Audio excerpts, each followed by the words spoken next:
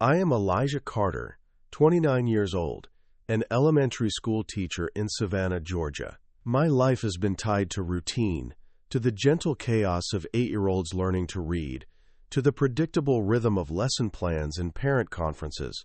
The classroom is my sanctuary. My students are my purpose, but every evening I return home to what I thought was my greatest blessing, Claire Morrison, the woman I planned to marry in 3 months.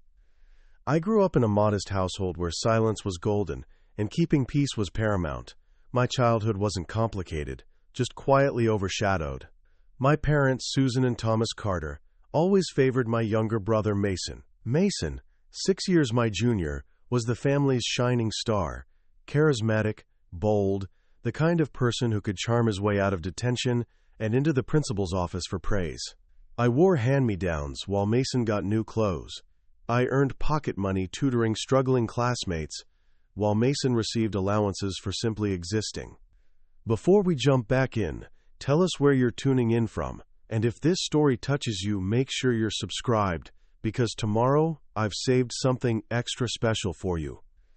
I didn't resent my parents, I just quietly pushed forward, believing that steady effort would eventually be noticed, that loyalty would be rewarded. At 22, I became a teacher, choosing education not for glory but for the quiet satisfaction of nurturing young minds. My parents called it a safe choice, but I didn't care. I wanted to build something meaningful, something that mattered. That something became Claire. We met 3 years ago at a coffee shop near the university where she was finishing her MBA. Claire was everything I admired, intelligent, ambitious, with a laugh that could fill a room. She was 27 then, confident in ways I never was, but she saw something in my quietness that others missed. "You listen," she told me on our 3rd date. "Really listen. That's rare." We fell in love slowly, carefully. I proposed last Christmas in our small apartment, the same place where we'd spent countless evenings planning our future. She said yes, with tears in her eyes, and I believed I'd finally found my place in the world, not as the overlooked brother or the invisible son, but as Claire's chosen partner. But tonight, sitting across from her at Romano's, our usual Friday dinner spot, something has shifted. Claire picks at her pasta, her engagement ring catching the candlelight as she fidgets with her napkin. "Elijah," she says, her voice distant, "we need to talk." My fork hovers midair. In my experience, those 4 words never herald good news. "I've been thinking a lot lately," she continues, not meeting my eyes. "About us, about what I want." "Okay," I say carefully, setting down my fork. "What's on your mind?" She takes a deep breath, and in that moment, I see something in her expression I've never seen before, resolve mixed with something that looks like pity. "I can't do this anymore, Elijah. The engagement, the wedding. I can't marry you." The words hit me like a physical blow, but I don't flinch. Years of being the steady one, the reliable son, the patient teacher, they've trained me to absorb shock without showing it. "Why?" I ask simply. Claire's hands tremble as she finally meets my gaze. "I need someone who's more present, more spontaneous." "You're wonderful, Elijah, but you're so careful, so predictable. I feel like I'm suffocating." I nod slowly, processing her words like I would a difficult math problem one of my students brought to my desk. The restaurant continues buzzing around us, couples laughing, families celebrating, but our table has become an island of quiet devastation. Is there someone else? The question slips out before I can stop it. Claire's hesitation is answer enough. Her cheeks flush, and she looks away. "It's not. It's complicated." "Complicated how?" "Elijah, please. Don't make this harder than it needs to be." I lean back in my chair, studying the woman I thought I'd spend my life with. 3 years together, and I'm watching her become a stranger before my eyes. "I'll pack my things tomorrow," she says quietly. "I'm sorry. I really am." I pay the check in silence, drive her home in silence, watch her disappear into our apartment, her apartment now, without another word. Standing on the sidewalk under the streetlight, I feel something crack inside me. Not my heart exactly, but something deeper. the foundation I'd built my adult life on. I don't know it yet, but this is only the beginning. 2 weeks pass, like a fever dream. I move through my days teaching fractions and reading comprehension, while my personal world quietly disintegrates. My students notice nothing. I've perfected the art of compartmentalizing pain. But Naomi Rivers, my closest friend since high school and fellow teacher, sees through my practiced composure immediately. "You look like hell," she says bluntly over lunch in the teacher's lounge, her dark eyes studying my face with the intensity of a detective. Naomi has never been one for subtle approaches. "I'm fine," I lie, picking at my sandwich. "Elijah Carter, I've known you for 14 years. You haven't been fine since Claire broke things off. Stop pretending." I set down my food and look at her properly. Naomi is wearing her favorite burgundy cardigan, the one she claims brings out her eyes, and her natural hair is pulled back in a neat bun. She's beautiful in an understated way, though she'd roll her eyes if I ever told her that. "What do you want me to say, Naomi? That I'm devastated? That I don't understand what happened? Fine, I'm devastated." That's a start. She leans forward, her voice gentling. "But there's something else, isn't there? You've been different this past week. More watchful." She's right, as usual, because 3 days ago I saw something that changed everything. I was leaving the grocery store when I spotted Claire's silver Honda in the parking lot of Forsyth Park. She was sitting on a bench with someone, their heads close together, laughing. Even from a distance I recognized the confident posture, the way he gestured with his hands while he talked. Mason. My younger brother Mason, who I hadn't seen in 2 months, who lived 30 minutes away in Pooler, but rarely visited. Mason, who had always been the charming one, the spontaneous one, the one who could make anyone laugh within 5 minutes of meeting them. "You saw them together," Naomi says quietly. "It's not a question." I nod slowly. "At the park. They looked comfortable, like they'd been meeting there for a while." "Oh, Elijah." Naomi reaches across the table and squeezes my hand. "I'm so sorry." "I keep replaying everything," I continue, the words tumbling out now that I've started. Her sudden distance, the way she'd check her phone and smile, how she mentioned Mason more often in conversation, asking how he was doing, suggesting we invite him over for dinner. I thought she was just being nice. "What are you going to do?" I pull my hand away and stare out the window at my students playing on the playground. Children's laughter drifts through the glass, pure and uncomplicated. "Nothing," I say finally. "What is there to do?"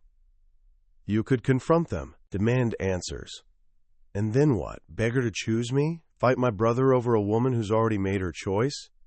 Naomi frowns. "So you're just going to let them get away with it?" "I'm going to do what I've always done. Stay quiet, keep the peace.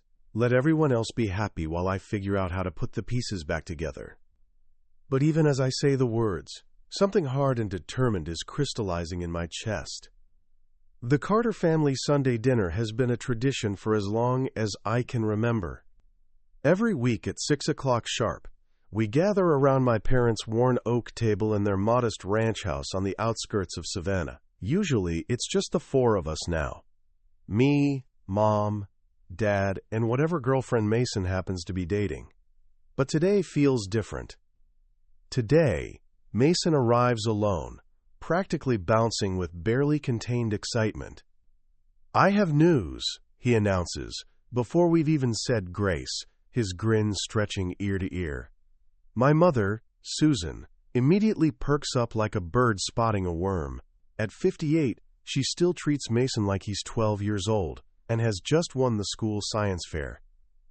"What is it, sweetheart?" Mason glances at me briefly, and I see something flicker across his face. Guilt, maybe, or nervousness, but it's gone so quickly I might have imagined it. "I'm engaged," he says, pulling out his phone to show a photo. The room goes silent, except for the tick of the grandfather clock in the hallway. My father, Thomas, sets down his water glass carefully. My mother gasps, her hand flying to her chest. "Engaged," she squeals. "To who? When? Oh my goodness, show me everything." Mason's phone screen displays a photo I recognize immediately. Claire's delicate hand wearing a diamond ring that's at least twice the size of the one I'd saved 6 months to buy her. They're at some upscale restaurant I've never seen before, both of them beaming at the camera. Her name is Claire Morrison, Mason says, his voice carrying that confident tone he's perfected over the years. We've been seeing each other for a few months now. I know it's fast, but when you know, right?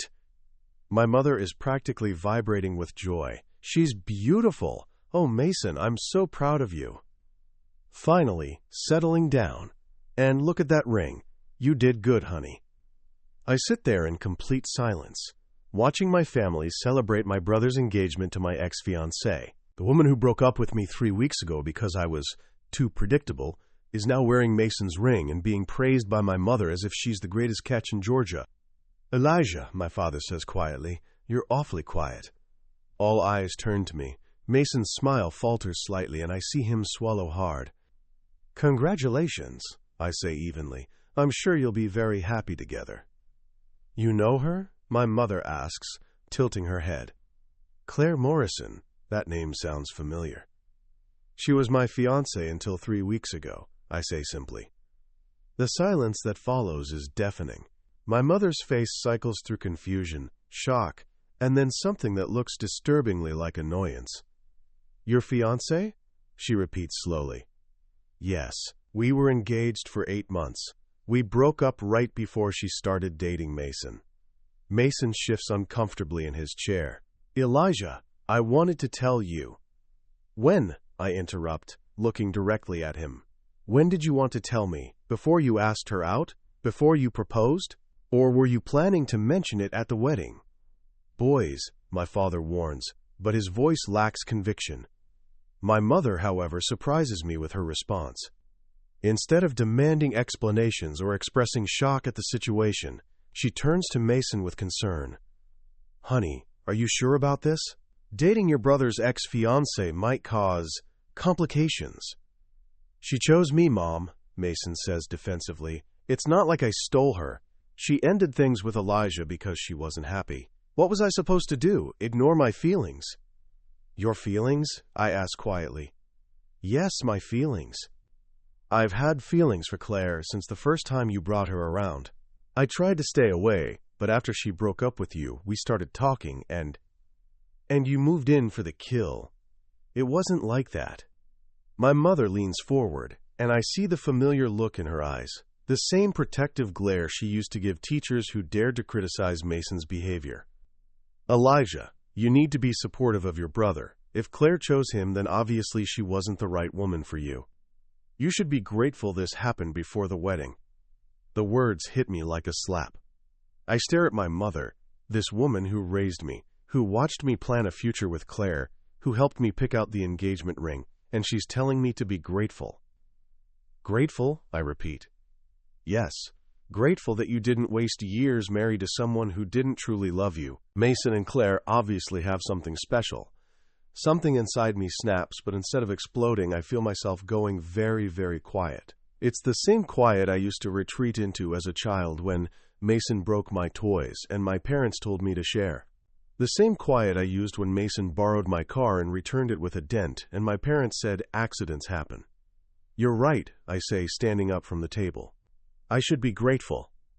I walk to the front door, grab my jacket, and leave without another word.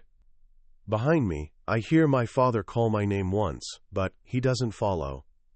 As I drive away from the house where I grew up, I realize something fundamental has shifted. For the first time in my life, I don't want their approval anymore. I don't need their understanding. I just need them to know the truth. Telling and preparing this story took us a lot of time, so if you are enjoying it, subscribe to our channel. It means a lot to us. Now, back to the story. All of it. The cream-colored envelope arrives on a Tuesday, my name written in elegant calligraphy across the front. I know what it is before I open it, but seeing the formal invitation still feels like a punch to the gut. Mr. and Mrs. Robert Morrison request the honor of your presence at the marriage of their daughter, Claire Elizabeth Morrison, to Mason Thomas Carter. The date is circled in gold, 6 weeks away. A spring wedding at the historic Cathedral of St. John the Baptist, followed by a reception at the mansion on Forsyth Park. Everything Claire and I had dreamed about, just with a different groom. "You're not seriously considering going," Naomi says, when I show her the invitation during our usual Thursday coffee at Gallery Espresso. She's wearing her reading glasses, which means she's graded papers all morning and her eyes are tired. "Why wouldn't I go?" I ask, stirring my coffee slowly. "It's my brother's wedding." "Elijah." She removes her glasses and fixes me with that look she reserves for students who claim their homework was eaten by their dog. "This isn't healthy. You're torturing yourself." "I'm supporting my family." "Your family didn't support you when you needed them." She's right, of course. The dinner at my parents' house 2 weeks ago feels like a lifetime ago.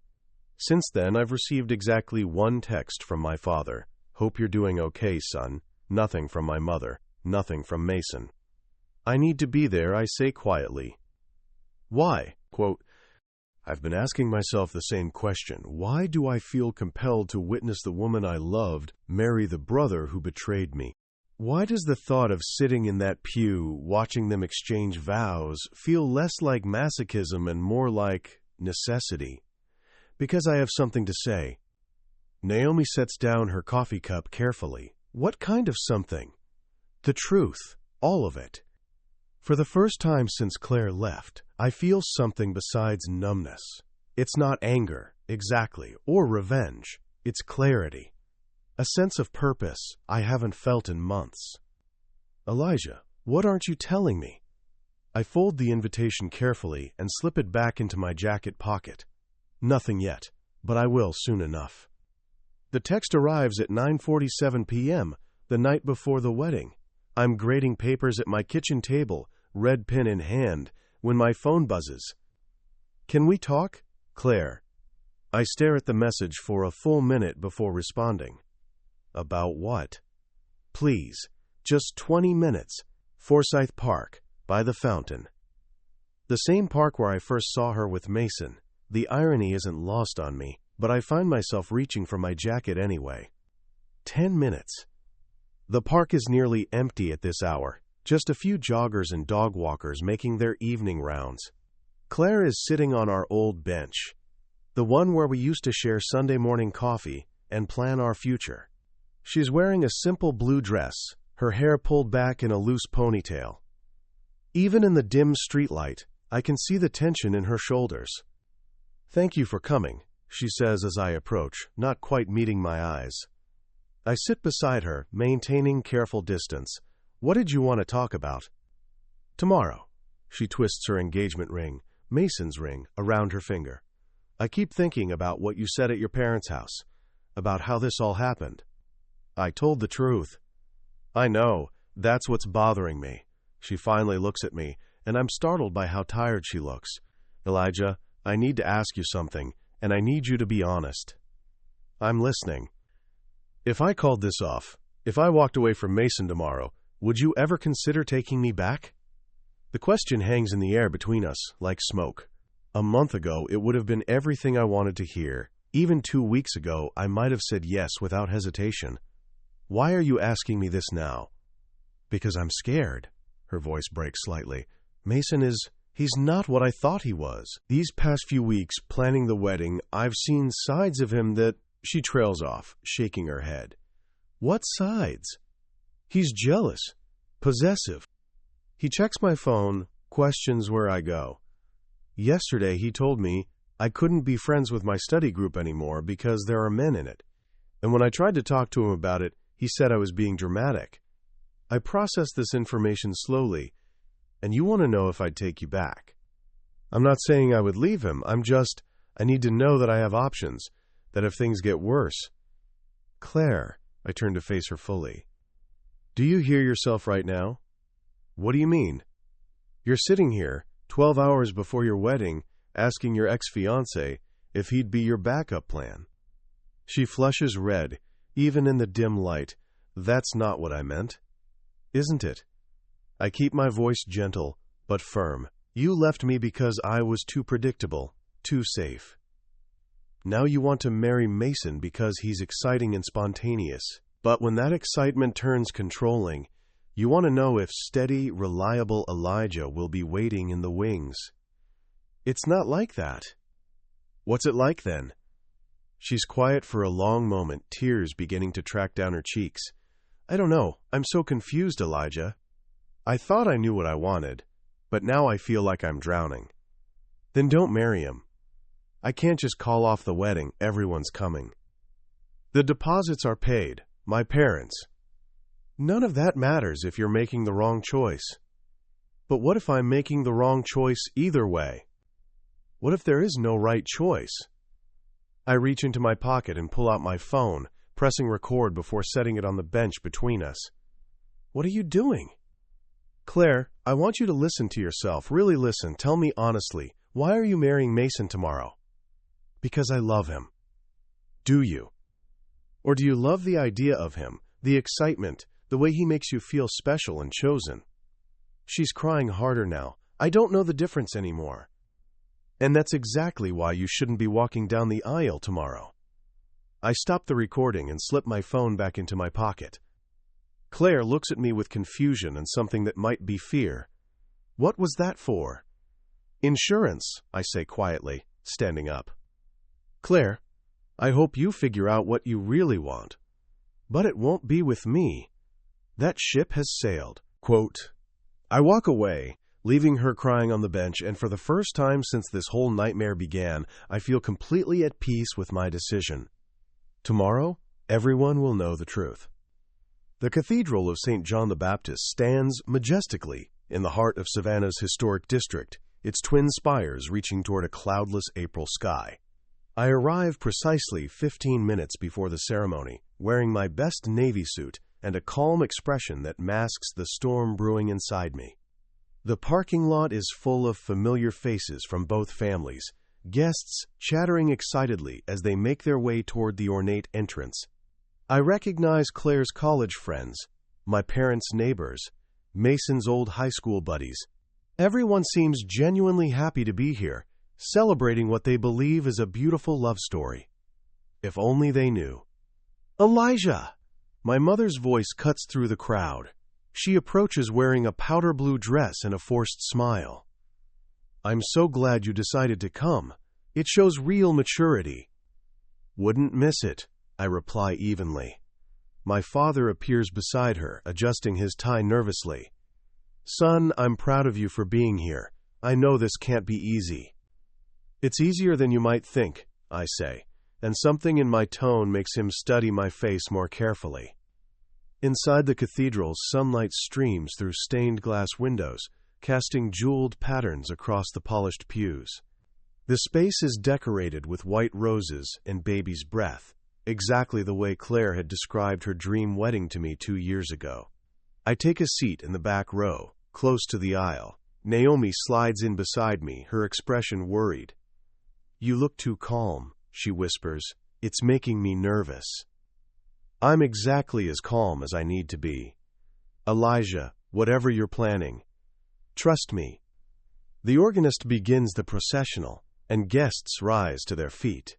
Mason appears at the altar wearing a charcoal gray tuxedo, his face beaming with pride and anticipation.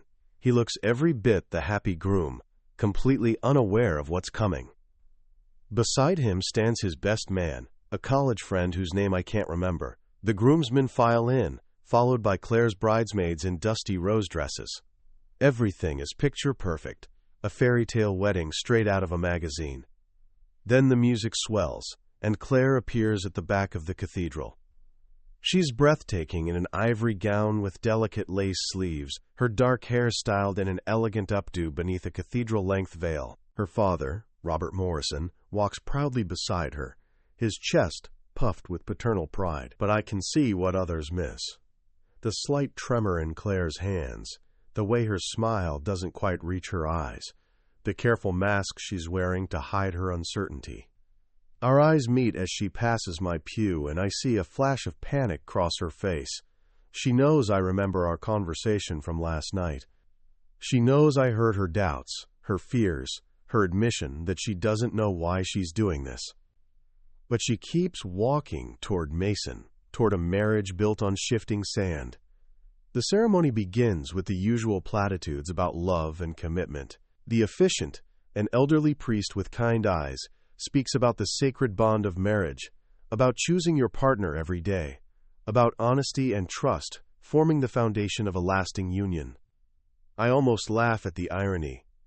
If anyone objects to this union, the priest intones, speak now or forever hold your peace.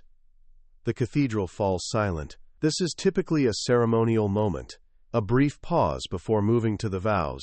No one ever actually objects. But I stand up. The sound of my movement echoes through the cathedral. Heads turn. Gasps ripple through the congregation. Naomi grabs my arm, but I gently pull away.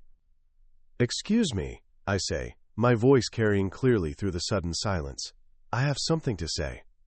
The silence stretches like a held breath. 200 guests turn in their seats to stare at me, their faces displaying everything from shock to curiosity to outright horror. Mason's face has gone pale, while Claire looks like she might faint where she stands. "Elijah," the priest says gently, "this is highly irregular." "I apologize for the interruption, Father," I say, stepping into the aisle. My voice is steady, carrying clearly through the cathedral. But I believe these people deserve to know the truth before they witness these vows. "Sit down," my mother hisses from her front row seat. "You're embarrassing yourself." I ignore her and walk slowly toward the altar, my hands clasped behind my back. Mason looks like he wants to run, but his feet seem rooted to the marble floor. "Elijah, don't do this," he says, his voice barely above a whisper. "Do what, Mason? Tell the truth. Isn't that what marriages should be built on?"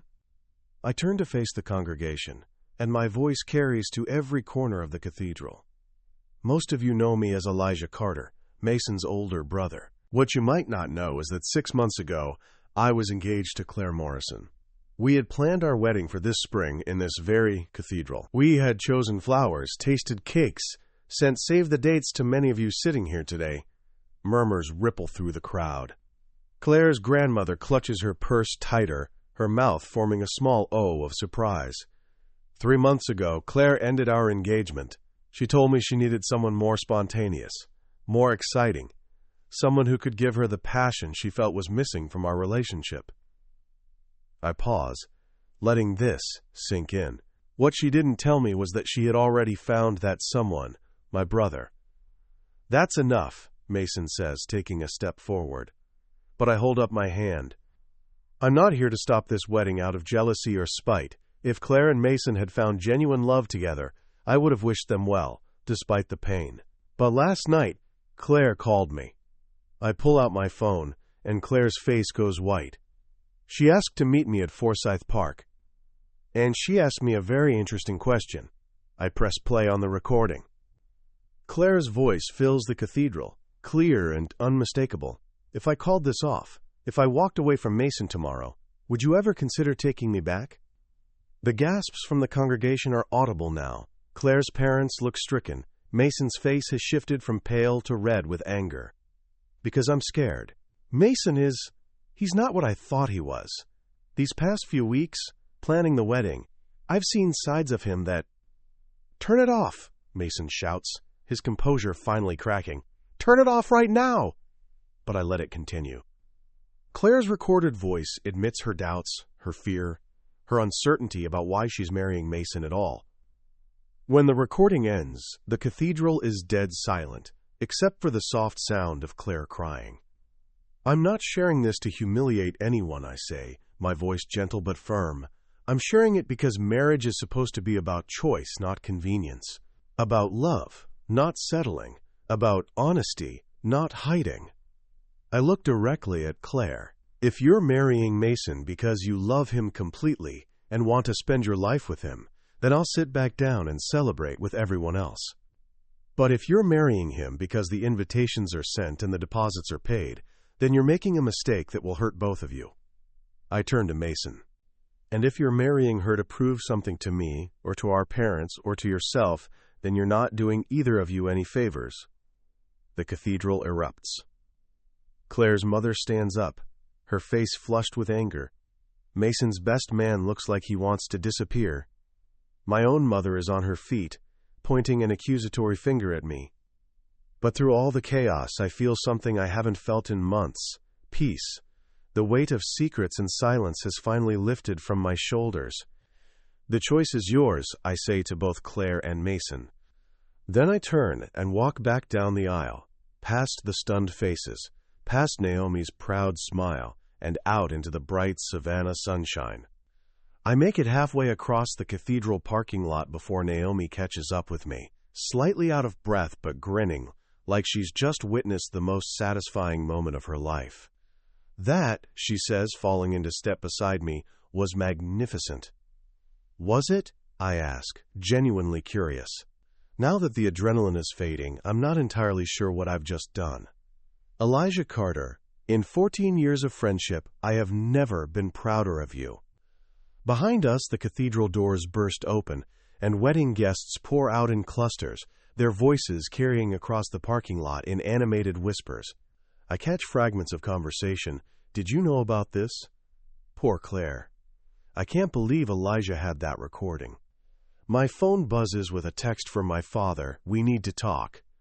Then another from Mason, you've ruined everything. And surprisingly, one from Claire's maid of honor, thank you, she needed to hear that. So what happens now? Naomi asks, as we reach my car. Now I go home, grade the rest of those math tests, and make dinner, just like any other Saturday. That's it? After the most dramatic wedding interruption in Savannah history, you're going home to grade papers? I lean against my car and look back at the cathedral. Through the open doors, I can see people still milling around, gesturing animatedly. There's no sign of Claire or Mason. For 3 months, I've been carrying around this weight, I tell Naomi. The weight of secrets, of being the victim in everyone else's story, of watching people I loved lie to themselves and each other. And now I don't have to carry it anymore. But what about what? Whether they get married or not isn't my decision. Whether my family forgives me isn't my problem. Whether Claire figures out what she actually wants isn't my responsibility. I unlock my car. The only thing I'm responsible for is my own peace of mind, and for the first time in months, I have it. As we drive away, I see Mason's car still in the parking lot, and through the cathedral windows, figures that might be the bride and groom having what looks like a very intense conversation. My phone continues buzzing with messages, family members demanding explanations, friends expressing support, acquaintances asking for details.